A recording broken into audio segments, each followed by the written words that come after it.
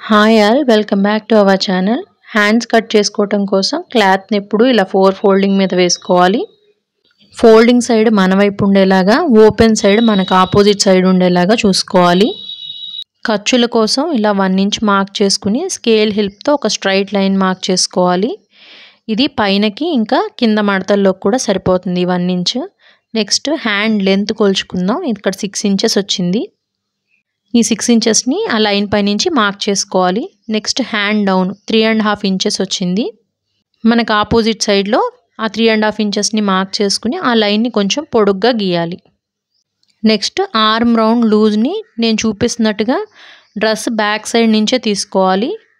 9 inches వచ్చింది. ఇప్పుడు ఈ 9 ఇంచెస్ని ఫస్ట్ లెంత్ పాయింట్ మార్క్ చేసాం కదా, అక్కడి నుంచి డౌన్ మార్క్ చేసిన వరకు ఈ 9 ఇంచెస్ని ఇలా క్రాస్గా ఒకసారి మార్క్ చేసుకోవాలి. నెక్స్ట్ హ్యాండ్ లూజ్ కొలుచుకోవాలి. హ్యాండ్ లూజ్ వచ్చి 7.5 ఇంచెస్ ఉంది. ఈ 7.5 ఇంచెస్ని ఫస్ట్ డ్రా చేసుకున్న లైన్ ఉంది కదా, స్ట్రైట్ లైన్, ఆ స్ట్రైట్ లైన్ మీద ఈ 7.5 ఇంచెస్ని తీసుకోవాలి.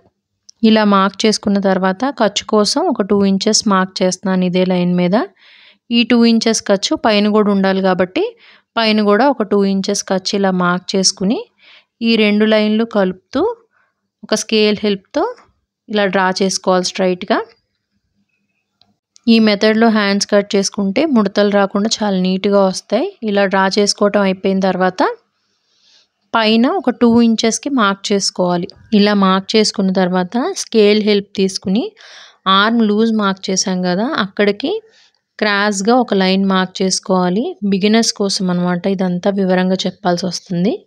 స్టార్టింగ్లో హ్యాండ్ కర్వ్ గీయటం అందరికి రాదు కదా, అందుకని తర్వాత టేప్ పెట్టి అక్కడి నుంచి టేప్ హాఫ్కి ఫోల్డ్ చేసుకుంటే మనకు కరెక్ట్గా మిడిల్ పాయింట్ తెలుస్తుంది.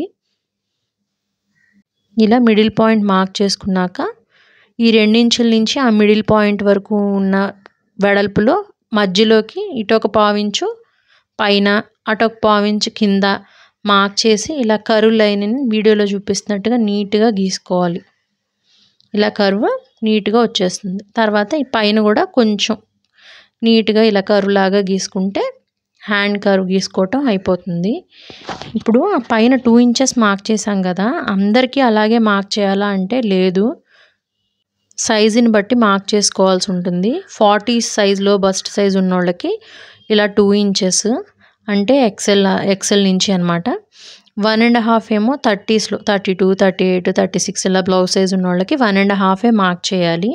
20స్లో 25, 26 ఇంకా 28 ఆ సైజు ఉన్న వాళ్ళకి 1 ఇంచ్ మాత్రమే మార్క్ చేసుకుని ఇలా మార్క్ చేసుకున్న విధంగా హ్యాండ్ని కట్ చేసేసుకోవాలి.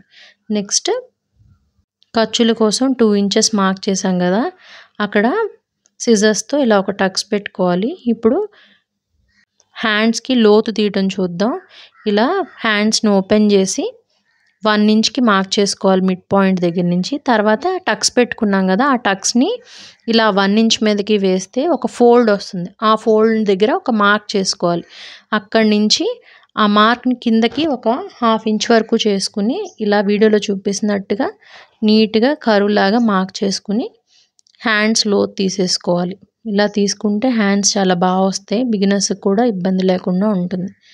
నెక్స్ట్ మనం లోతు తీసుకున్న వైపుకి ఇలా ఫోల్డ్ చేసుకుని మనం కుట్టేటప్పుడు కన్ఫ్యూజ్ అవ్వకుండా ఉండడానికి లోతు తీసుకున్న వైపు ఇలా సిజర్స్తో ఒక టక్స్ పెట్టుకోవాలి. వీడియో మీకు నచ్చినట్టయితే please do like, share and subscribe our channel. Thank you for watching.